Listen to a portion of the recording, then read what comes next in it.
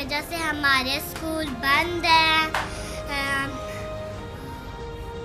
हमारा स्कूल बंद है। हम लोग क्या करें, पहले हम लोग सुबह जल्दी उठते थे, स्कूल जाते थे, पढ़ते थे। जैसे ही ब्रेक होती थी हम लोग ब्रेक में लंच खाते होते थे।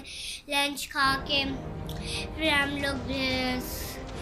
हम लोग करते थे, छुट्टी होती थी हम लोग घर आते, घर में बैठते थे, फिर पढ़ते थे। फिर हम लोग चैन करते थे, चैन करके खाना खा के फिर थोड़ी देर के लिए खेलते हैं। 10 का टाइम हो जाता, 10 के टाइम के बाद छुट्टी होती है तो 10 ट्यूशन चले जाते हैं। ट्यूशन के बाद हम लोग घर आते हैं, घर आके थक जाते हैं, फिर लेटते हैं, कार्टून देखते हैं। फिर हम लोग क्या करते हैं, फिर हम लोग